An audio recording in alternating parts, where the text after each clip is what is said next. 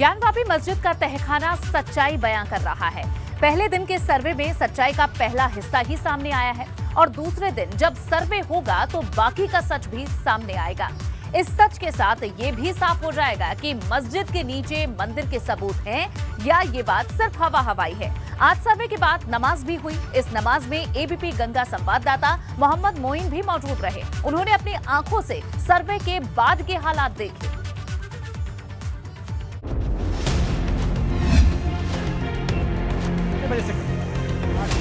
उस बार बहुत ध्यान से दर्शक अगर देख रहे होंगे तो देख पाएंगे कि कुछ वकील काले कोट में दिखाई दे रहे हैं। ज्ञानवापी का सर्वे नए सिरे से शुरू हुआ और अब इंतजार 17 मई का है, जब एक एक साक्ष्य अदालत में पेश किए जाएंगे, क्योंकि हिंदू पक्ष का दावा है कि ज्ञानवापी मस्जिद में कल्पना से भी बहुत कुछ ज्यादा है, तो मुस्लिम पक्ष का दावा है सर्वे में कुछ मिला ही नहीं।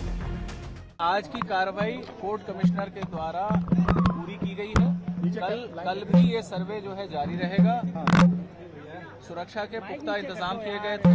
आदर्श माहौल में आज की कमीशन की कार्रवाई पूरी हुई है। शासन ने पूरा सहयोग किया और विपक्ष ने भी पूरा सहयोग किया। अभी आगे सर्वे होगा तो पता चल जाएगा। पिछली बार सर्वे बहुत ही शांतिपूर्ण तरीके से दोनों पक्षों की सहमति से, प्रशासन के सहयोग से बहुत ही निष्पक्ष रूप से करवाया गया है और सर्वे की रिपोर्ट भी सबके सामने आएगी। आज कहीं किसी प्रकार का व्यवधान नहीं आया, सुचारू रूप से सर्वे काम कमीशन चल रहा है और कल के लिए जो है थाने में गए थे, सुभाषित थाने में भी गए, सारे साक्ष्य गोपनीय है। अंदर मैं गया तो वही पूरा मिट्टी उट्टी गिरी पड़ी थी, लेकिन कोई मतलब काफी दिनों से बंद हो के मरम्मत तो होती नहीं है, तो उसी तरह से पड़ा हुआ था। खाने में मूर्तियां थी?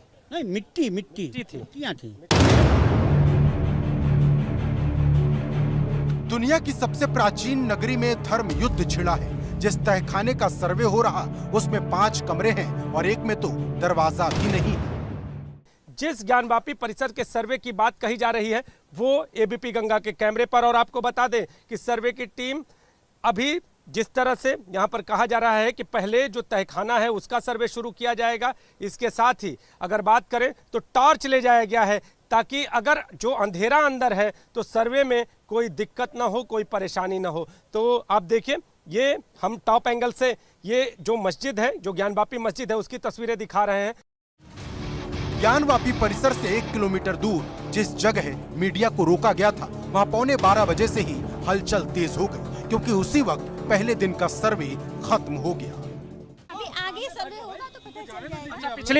पिछली बार जिस तरह से असहयोग के आरोप थे, बहुत प्रशासन ने पूरा सहयोग किया और विपक्ष ने भी पूरा सहयोग किया। अभी आगे सर्वे होगा तो पता चल जाएगा। अब रविवार को भी इसी तरह सर्वे होगा।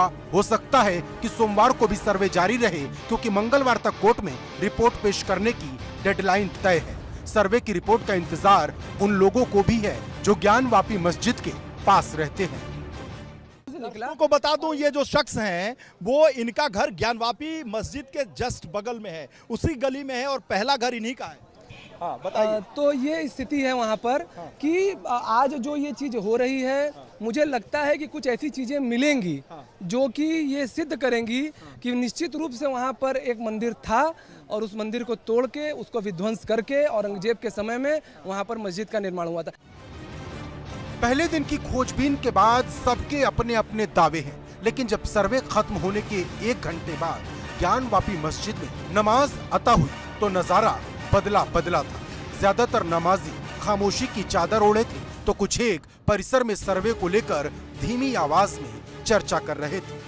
की नमाज हुई, दोपहर 1 बजे के करीब अजान हुई और 1:30 बजे नमाज हुई। नमाज में तकरीबन 100 से 125 लोग शामिल हुए। मैंने खुद भी इसी मस्जिद के अंदर नमाज पढ़ी, तमाम नमाजियों के बीच मैंने नमाज पढ़ी और नमाज के दौरान जो वहाँ का वातावरण था वो पूरी तरीके से सामान्य था। ज़्यादातर लोग खामोशी की चादर ओढ़े हुए थे, कोई भी किसी भी टॉपिक पर ज़्यादा गुफ्तगू नहीं कर रहा था और जो गुफ्तगू हो भी रही थी वो सिर्फ आज के सर्वे को हो रही थी। और आपको बताएं कि जब मस्जिद में नमाज पढ़ने के लिए गया तो यहाँ आंगन में कोई ऐसी लकड़ी या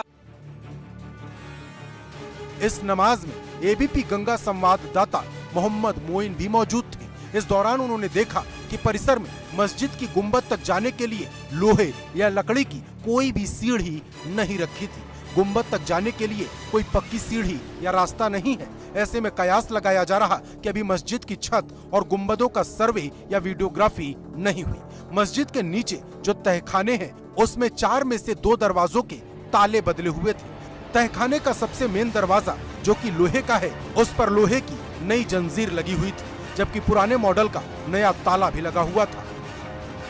देखा कि जो लोहे का दरवाजा है वहां पर लोहे की एक पुरानी जंजीर लगी हुई थी, लेकिन आज जो है वो जंजीर बदली हुई थी, ताला भी बदला हुआ था, जबकि 2 अन्य जो दरवाजे थे उनकी तस्वीर साफ नहीं हो पाई। लकड़ी का एक अन्य दरवाजा था, उस पर कल जंजीर बंधी हुई थी, ताला लगा हुआ था, तो वो जंजीर जो है वो भी बदली हुई आज नजर आई। यानी साफ कहा जा सकता है कि आज सर्वे के दौरान कम से कम 2 दरवाजे जरूर खोले गए थे। ज्ञानवापी का रहस्य अब रहस्य नहीं रहेगा। 17 मई को बहुत कुछ साफ हो जाएगा और इस राज से पर्दा उठने के बाद सियासत का तूफान उठना भी जाहिर है। वाराणसी से नीतीश कुमार पांडे और वीरेश पांडे के साथ मोहम्मद मोइन, एबीपी गंगा।